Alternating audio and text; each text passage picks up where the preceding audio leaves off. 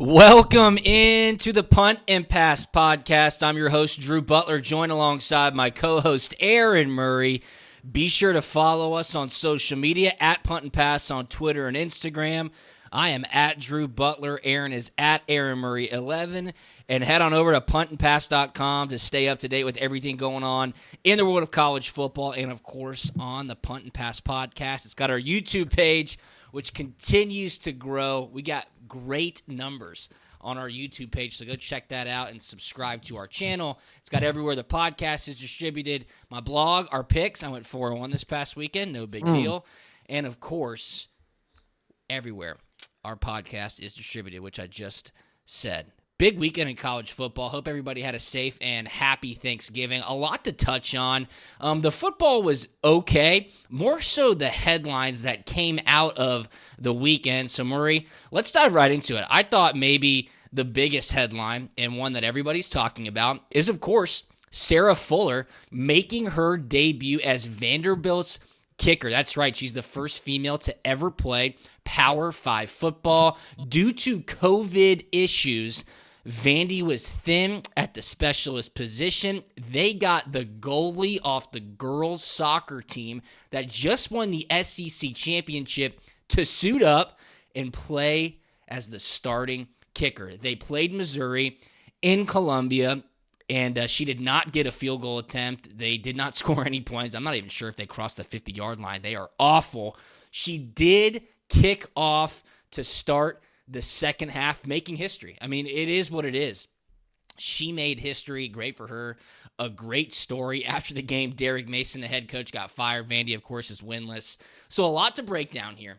Let's just start with the history-making play of her kicking off in the second half. I'd love to hear your thoughts, and then I'll just kind of give you my general response as to what I saw going on. Well, I was a little scared, honestly. I mean, congratulations for her. It was history. But what if something would have happened? What if they decided to return the football and someone would have just completely depleted her, which I don't know if anyone would have. I think guys would have tried to avoid her, but who knows? I mean, maybe we know how fast football is. If someone would have hit her, and luckily it was a somewhat squib kick. It looked like she was kicking a ball out from the goal. Like it just like the stop wouldn't really follow through, and the ball just kind of dribbled down the right side there. So, if I was a guy out there, I'm like, okay, I'm going to avoid her at all costs. I'm not trying to hit a girl there on football, which is what they probably should do if it would as a return. But like I said, whatever, man. Congratulations to her, and that's pretty much all I have to say on the matter. There's a lot to break down here, okay? And I feel like I can give a pretty good perspective as a former kicker, as a former punter, playing in the SEC, playing in the NFL, and probably most importantly, as a father of 2 daughters. I mean, that's really the biggest thing here. I'm all for women empowerment. I am all for girl power. Coming to my house, there's pink everywhere. I will raise my 2 daughters to be able to believe they can achieve whatever they want in life, and I will support them head over heels. I'm also very happy for Sarah Fuller. It's great, okay? It's awesome. The kickoff to start the second half, okay, and the social media onslaught that followed, congratulations, it's history. It was history. A woman played Power 5 college football. Was the kick plan to be like that? I guess so. They came out and said it was a mortar kick. I don't know if it was a squib kick or not. Barely got off the ground. Probably traveled 25 yards. There was no return. Successful in that right. The holder's hold, because it was windy, was god-awful. So I'll blame the holder for that. Terrible hold. And secondly, she kicked it. She ran right off the field. To your point, Aaron, who knows what could have happened? Look, if she put the ball in play and they returned, I highly doubt one of the front 5 guys on kickoff return was going to beeline towards her and try to take her head off, which has happened in the past. Obviously, rules have changed since then. Here's my thing, though, okay? Watching her warm up, the media is clearly paying very close attention to her. She's kicking the ball to warm up from the 3-yard line. If you play football, you know that's not possible. You can't kick a ball from the 3-yard line because you need to be 8 to 7 yards behind the line of scrimmage. The closest you could kick a field goal is from literally the 8.5-yard line because the ball would be touching the goal line. Otherwise, I guess she was just warming up. That was great. And she was actually kicking the ball pretty decently. I wish we could have gotten to see her try a field goal or an extra point in the game, because that really, I think, would have been able to say, did she legitimately get this chance for being the best option for kicker that Vanderbilt had? That's where my whole thing comes into play. Yes, she is a accomplished soccer player. There's no doubt. They won the SEC championship. That's great. After the game, for her to say in her post-game press conference, I was more nervous in the SEC championship game for soccer than I was playing in football today. That says one thing. I don't know if she was saying that with raw emotion in the heat of the moment, but what she did, kicking off in the second half, would be like, and I've thought about this as pragmatically as possible, that would be like having a woman come into an NBA game and shoot a free throw at the end of the first half. That's what it would be like. Would it be awesome? Absolutely. You could then say a woman has played in the NBA. If she got to shoot 2 free throws uncontested at the end of the second half with virtually nothing on the line. Okay, and I give her all the credit in the world. But my whole thing is this. Was it a publicity stunt? I don't think so. Could they have found somebody better suited if in the game they wanted to maybe kick it deep and play some football? Look, Vandy's so bad it doesn't really matter, but I believe they probably could. I do give a big thumbs up to Derek Mason. In his statement when he left, he said he had the pleasure of coaching tons of great student athletes and one courageous female. There is no doubt. It took a lot of courage for her to do that. Again, I hope she gets to play this weekend against Georgia. I hope she gets an opportunity to kick a field goal because I want to see her do more, okay? That wasn't enough for me to sit there and go, she deserves everything. She deserves the reaction that she got. It's not like she was out there blasting the football. I didn't expect her to be. I think, though, if would she have been the full-time, like if they actually moved the ball up and down the field, was she planning on kicking all the field goals? Yes, and that was expected of the day, that, which is what I wanted to see. That would have been more exciting. I totally agree. I think it would have been awesome. And I was laughing a little bit at her warming up from their 3-yard line kicking. But listen, she was probably just trying to get the leg loose. Yeah. It's first time out there. I'm sure there were some jitters. But, I would love to see her actually kick an extra point. I don't want her to go out there and attempt a 40-yard field goal.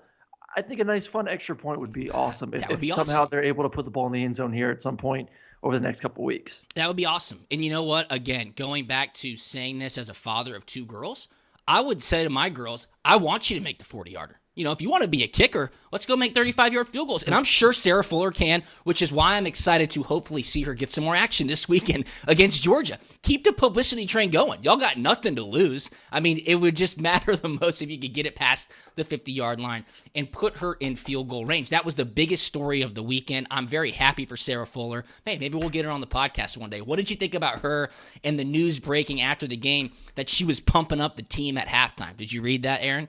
I didn't. I missed that one. Supposedly, she stood up at halftime, was trying to get the team riled up. Once again, compared it back to the SEC championship game that her women's soccer team just won, saying there was far more excitement on the sideline during the SEC championship game than they were showing during the match up against Missouri this past weekend. So she wanted to see more juice. She tried to bring the juice. Well, she's the only champion in that locker room. I mean, good for her. Someone needs to step up and get that team going a little bit. And now without a head coach, who knows? But it's tough times at Vanderbilt. They have played valiantly at times this season. We're like, okay, this team is at least trying to go out there and compete. Honestly, I like their quarterback a lot. I think he's a kid that could be pretty darn good here in the next couple of years. I think he's already pretty good this year.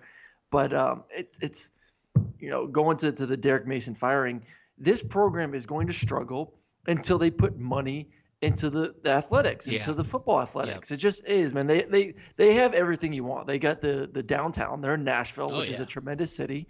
They got the academics. They don't have the facilities to compete, man. You go there and you see the stadium. You and I have played in the stadium a ton.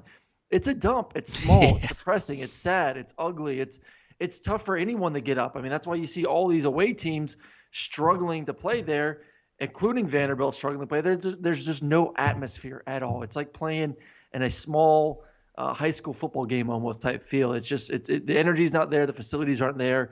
Until they are willing to invest money in that, I don't care who you put as the head coach of Vanderbilt, they are going to struggle and struggle mightily. Shocking timing as well. I mean, before the season started, really, even through the first couple weeks of the season, I was thinking you would see very minimal coach firings due to athletic department budget cuts, especially at a place like Vanderbilt. I wonder where they'll go. I wonder who they will target. You said money is going to be a big thing. And two, who wants to come coach in the SEC East? I mean, it is a tough job. You got to go back to James Franklin and say big time hat tip to him. I mean, they had 2 bowl seasons, I think 3 winning seasons while he was there, a couple of big time victories. And then, of course, he headed off to Penn State. But they're going to need somebody with some youth, with some vibrance, probably an offensive mind. It'll be interesting to see what happens. They, of course, travel to Georgia this upcoming weekend to take on the Bulldogs. But, last thing about Sarah Fuller, I'm very proud of her. It is very cool to see. I just want more. I want to see more. I don't know if that's a bad thing for me to say, but, sport immortality, being able to kick off to start a second half, I think that's a bit of a stretch. It's amazing that she is the first female to ever play Power 5 football. Hopefully she gets another crack at it this weekend. How about Trevor Lawrence essentially saying goodbye to Clemson after the game? I mean, no surprise there, Aaron, but they blew out Pitt 51-17 or 52-17, I think. It was senior day. Lawrence, of course, is not a senior, but he gets a quick post-game interview on the field there in Death Valley and essentially just says, hey, man, Clemson's been great. Love this school. Coaching staff's been amazing to me. It's changed me forever. I'll always remember my memories here. X, Y, and Z. He's gone. I mean, I wish he would have just gotten to go out for senior day. But interesting, I think, timing-wise, because you just never know. Week to week, just who knows who's going to play. Trevor Lawrence bidding adieu to Clemson on senior day. That's how I took it. Your thoughts there, surprised or not?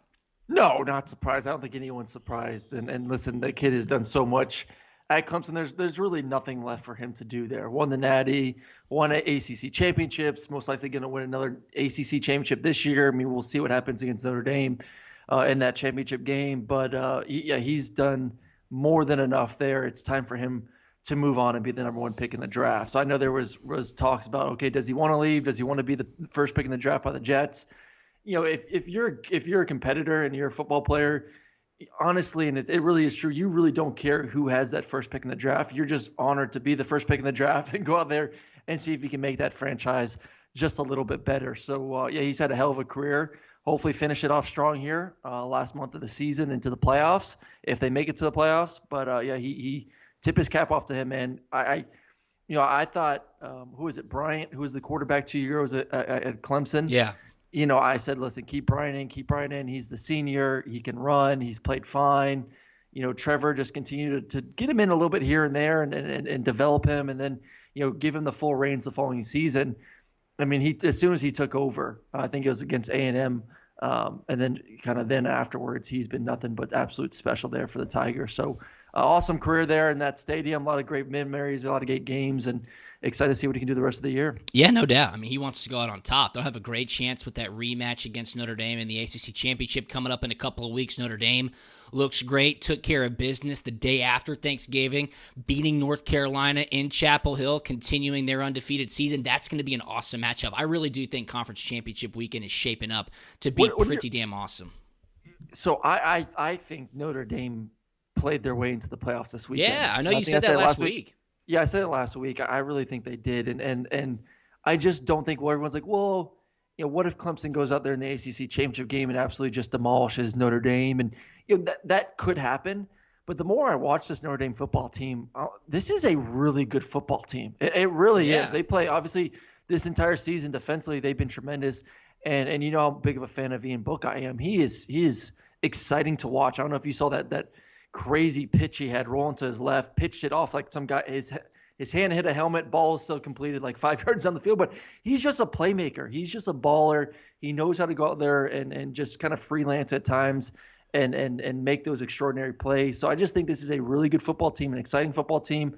I think Clemson wins the game, but I think Notre Dame makes it a good enough game where they still are in the playoffs at the end of the day, unless Florida finds a way to beat Alabama. Mm-hmm. Then I would put Alabama in over Notre Dame. as that 4 spot at the end of the day. So let's go there, or let's head towards there, because the second edition of the college football playoff is going to come out tomorrow night. I think Ohio State is in real trouble. They haven't played in 3 weeks now, 2 weeks, 3 weeks. They've only played 4 games. There's some really arbitrary rule that the Big Ten put out, and I don't know if you have the specifics here, but teams have to play a specific number of games to be eligible for the Big Ten championship. And right now, Ohio State isn't eligible. So they're in real trouble. I think that might be shown in the college football playoff rankings tomorrow. Do you think Florida or A&M could jump into the top 4 and maybe Ohio State get bumped out a little bit? No, I don't think so. I think they've obviously undefeated team.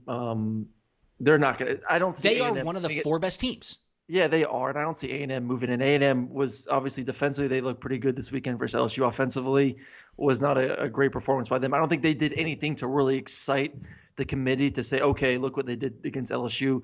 They deserve a spot in the top 4. And then everyone kind of knows Florida, you're in control of your own destiny now. If you win out, you're in. There's no need to put you into the top 4 at the moment. Ohio State's undefeated. They're in a Power 5 conference. They're in a good conference. I think you keep them in there at number 4. I don't think they jump to number 3. I think it stays the same: 1 Alabama, 2 Notre Dame, 3 Clemson, and then 4 Ohio State. I just don't see much change in here on out unless someone gets upset. They got to get back on the field. And you're seeing teams not be able to do it, like Florida State. Their game has already been canceled for this upcoming weekend. And Aaron, you mentioned this a couple of weeks ago. You said one of the things you were most concerned about is teams having nothing to play for, like Florida State, and the players just not caring anymore about the COVID protocols that would allow them to see action week after week. Look, a team like Alabama or Notre Dame or Clemson, they're going to do everything they can because they know that if they play, most likely they're going to get into the college football playoff and have a chance to compete for a championship. That's what everybody wants. If you don't have that, then I think you lose some of the accountability and responsibility from the players. And you mentioned that, and that might be what you're seeing at Florida State. It might not be. But Ohio State has got to get it together. And I'm not saying it's their fault. Clearly, it's hard to contain this virus and how it spreads, but they know that they have to get back on the field ASAP if they want to play in the Big Ten championship and compete for a college football playoff.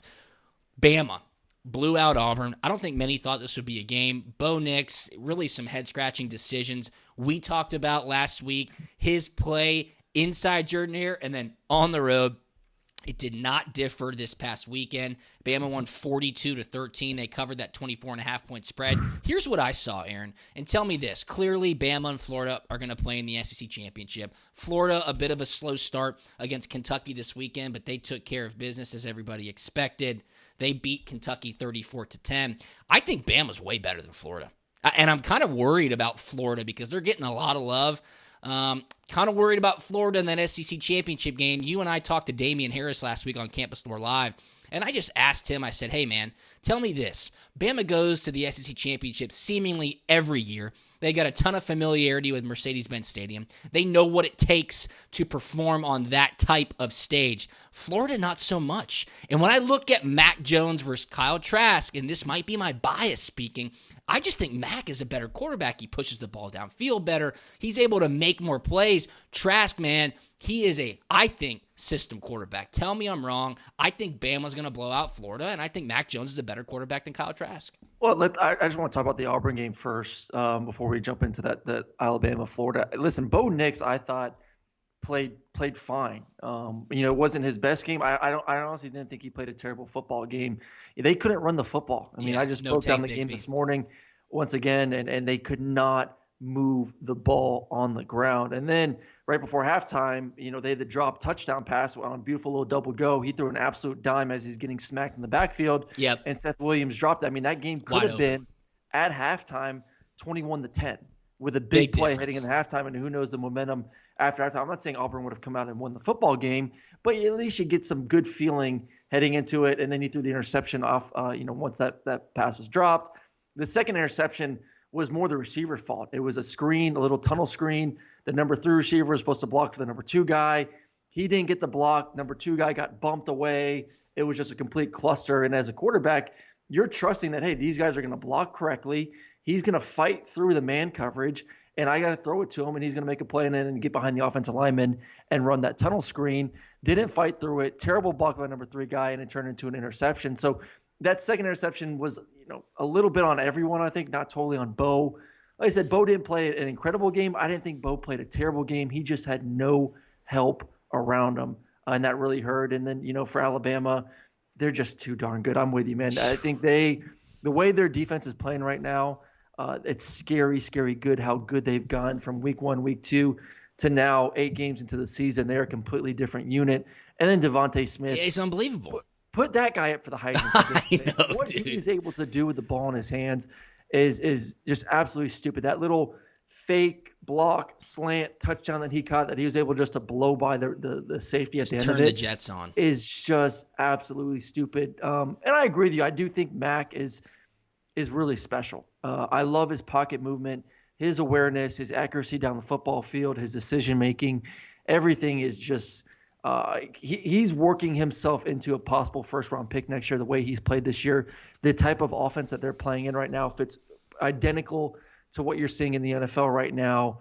He's in complete command. So, I said last week that this was Kyle Trask's Heisman to lose. I still think it is, but that gap to me is closed. And if Mac goes out there and they dominate Florida and he has a hell of a football game, I could see it flipping to him now all of a sudden here late in the season. Yeah, you said it, I think, week 2 or 3. You said Mac Jones versus Kyle Trask in the SEC championship game will decide who wins the Heisman Trophy. Let's think about Alabama's offense for 1 second. Okay, yes, they have Devontae Smith.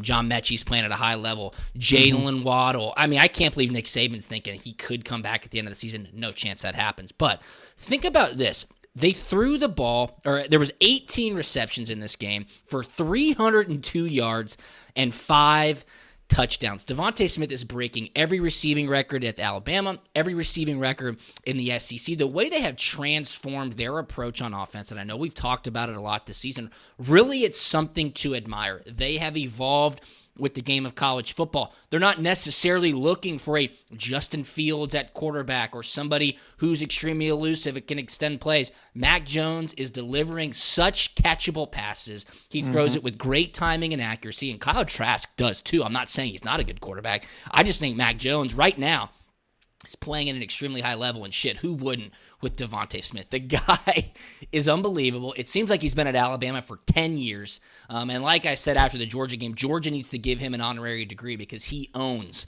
Georgia football as well. Can't wait for that guy to be playing on Sundays because he's just going to continue to tear it up. All right, let's before we get to the Georgia game, okay, you do a lot of Maction. How about Buffalo's running back, Jarrett Patterson? 36 carries, 409 yards, 8 touchdowns, which ties an NCAA all-time record. And at the end of the game, they took him out and had another rushing touchdown. He could have had 9 touchdowns. I can't believe the coaches didn't keep him in to get the record. What the hell were they thinking? I know, unselfishness. I mean, he's been having a hell of a year all year. I remember he had a game a couple weeks ago where he had, they're not putting him in the Heisman talk. Come on, man. No, not in the MAC action. But, yeah, he's been an absolute terror this entire season. And Buffalo has another running back in the NFL, I believe. That's pretty darn good. So they've been pumping him out a little bit there. It's cold weather, MAC action. I've had a couple games. It's tough to throw the football. They scored 70 so you got a running back points. like that, just keep feeding him the ball. Who's that? They said they scored 70 points. I mean, his season stats, Jarrett Patterson, 107 carries, 920 yards, and 16 touchdowns. He had 8 touchdowns this past weekend and 409 yards, so half of his season production came in one game. All right, let's finish this thing up, talk some Georgia football.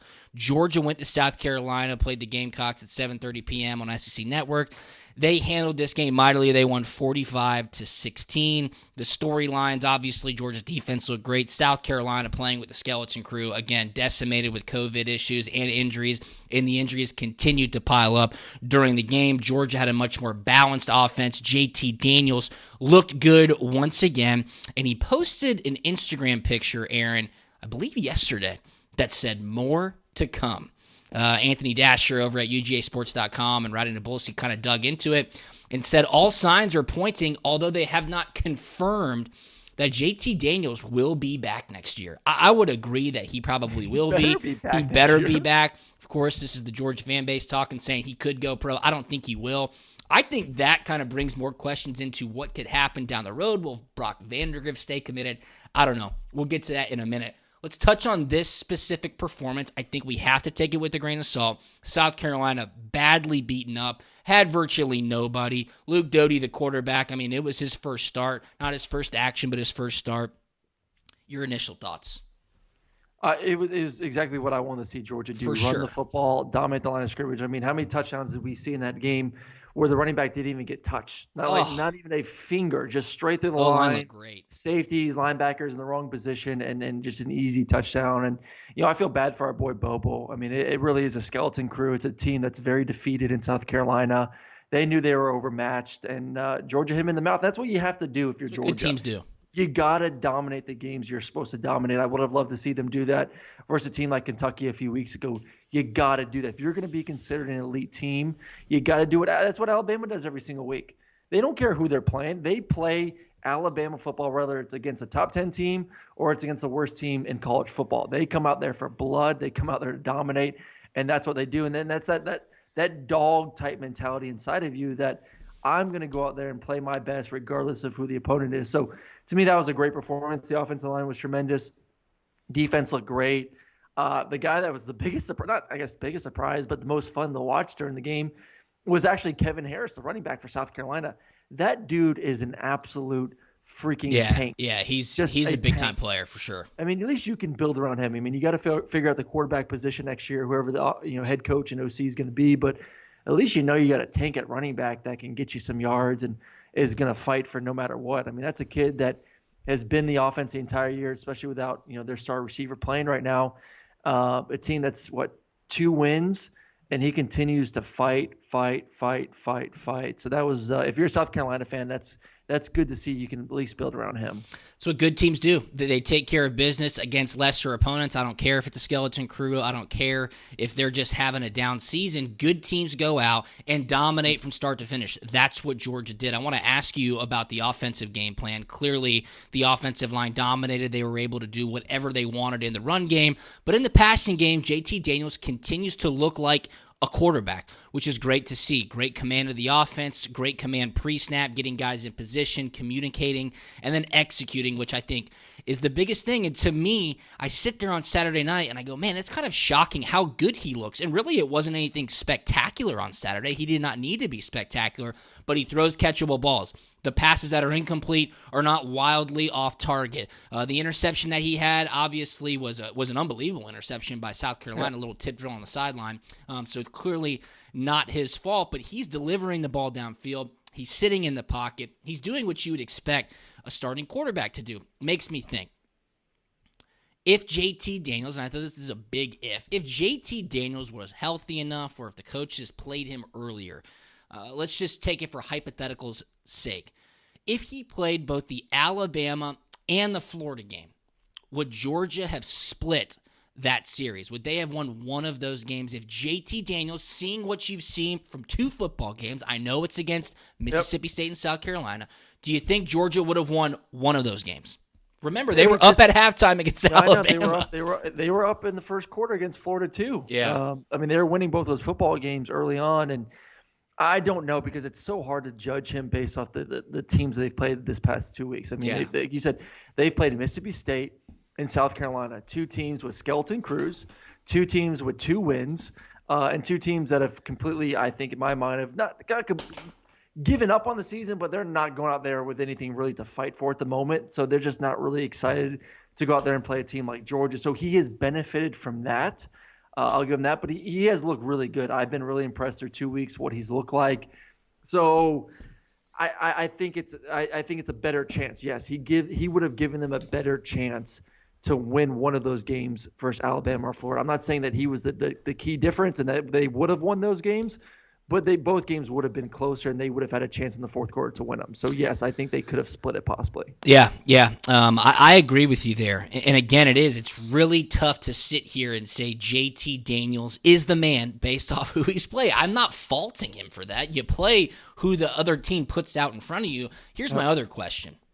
Has Georgia beaten a half-decent team all season long? I mean, Auburn in week 2, I think that was a good win. Auburn was ranked 7th at the time. Tennessee, of course, was 14. Arkansas is not a bad football team. They're not an elite team, but they're not a bad football team. So, yeah, they have it. So. Yeah, I mean, they have it. They haven't beaten, and that's not their fault. They have no one left on their schedule either. That's elite. I mean, Vandy and Mizzou, if the game happens. Yeah.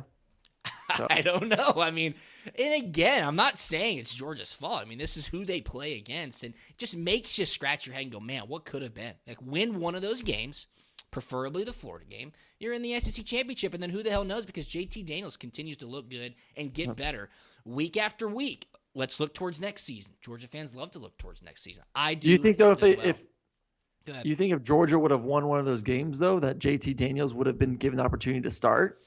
Well, I mean, that my initial question is clearly JT Daniels had to have been in the game. Like, that's what I'm saying. Because I think the reason he also looks so good is because he's following Stetson and DeJuan, and that's no fault to Stetson and DeJuan. He looks good because he's performing well too. But yeah, it does help when you compare him to those guys. But he's to me, when you watch the fundamentals, when you watch the throws, he's been deadly accurate. You know, like you said, the interception this past weekend should have been a catch by Jackson there on the sideline. Great defensive play, but should have been a catch or incompletion. So he's done everything in my mind that you want to see from a quarterback, regardless of who the opponent is. So I'm, as a Georgia fan, as a guy who played there, I'm excited about the future. I don't think he's a guy that is ready to go to the NFL. You know, for those fans who are worried about, is JT Daniels going to the NFL? He's looked good through 2 games. Pump the brakes, pump the brakes, pump the brakes, pump the brakes. There's too many good quarterbacks coming out this year. So I don't think he would want to even leave in the first place. I think he only helps his draft stock going forward by staying another year or 2 years in this offense that we know is running backs. They got receivers that can continue to develop, and they're going to be fine at the offensive line position. So I expect this offense, hopefully, next year to take a pretty big jump in the right direction. Who do you give most credit for the emergence of, I guess, the efficiency in the passing game? Is it clearly JT Daniels, or will you give, because I'm going to give some credit, I know you have as well. The wide receivers have definitely stepped up. The tight ends have definitely stepped up, but it all goes back to the guy who's dishing it out. So I know the wide receivers took a lot of heat earlier in the season. The inability to create separation, the inability to convert with some splash explosives. But JT Daniels has clearly got those guys playing better. And again, I think that goes back to his command of the offense, his confidence, and his ability just to make the throws you're supposed to make. I love the emergence of Jermaine Burton. Seems like George Pickens has at least stepped up a little bit from a maturity standpoint and from a performance standpoint. So it's good to see those guys. I like Trey McKitty getting that touchdown this weekend as well. It's just good to see. Are you worried at all about Brock Vandagriff maybe thinking elsewhere? JT Daniels does stay. I don't know where else he would go is the problem. I mean, there's not a lot of great programs or elite programs in the country that don't have a quarterback, one that's coming back next year, or 2, have another 4 or 5 star waiting in the wing to take over next season as well. So at the end of the day, you're going to have to go somewhere and compete for your job regardless. There's still enough of separation between him and JT, where if JT comes back next year, which he most likely will, if he balls out, you redshirt, maybe you get in some games here or there, JT leaves, and you still got 4 years to go out there and do what you need to do for the University of Georgia if you're named the starter after that. Yeah. And I agree with you. I think that's what will happen, and that's up to Kirby to convince him that this program is still on the up and up, and that Brock Vandagriff can be the one that leads them to the promised land in the future. That's pretty much it. I mean, a lot of headlines. Again, the football on the field was great. I love Thanksgiving week. The NFL was decent yesterday as well. But we're getting down to it, man. I mean, tomorrow is December. The conference championship games are 2 weeks away. And before we know it, that college football playoff is going to be set, and we will be in the thick of bowl season. So we will definitely keep you plugged in here on Punt and Pass. Anything on the way out, my man? What you got this week? No, you got a big week. I got a big week this week, so I got to just get to watching a lot of film. I have Florida at Tennessee this weekend. Hey now, Murray CBS, on CBS, baby. Got the doubleheader. Will be followed up by Alabama and LSU at 8 o'clock afterwards. So excited. Get to get to see Kyle Trask in real action and see if Tennessee can maybe make this a game. Doubt it, but we'll see. We'll see. I mean, who knows? That was like my call early in the season before the schedule changed up. I was like, watch out. I think this could be the year Tennessee beats Florida.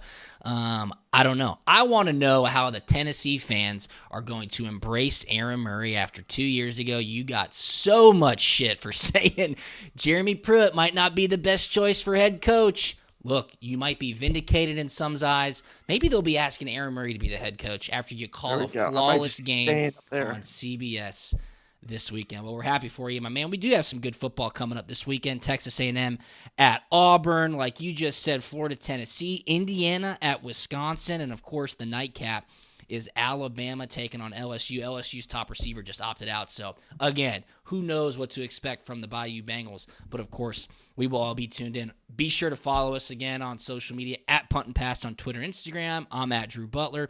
Aaron's at Aaron Murray 11. Check out puntandpass.com, and we will talk to you on Thursday. See ya.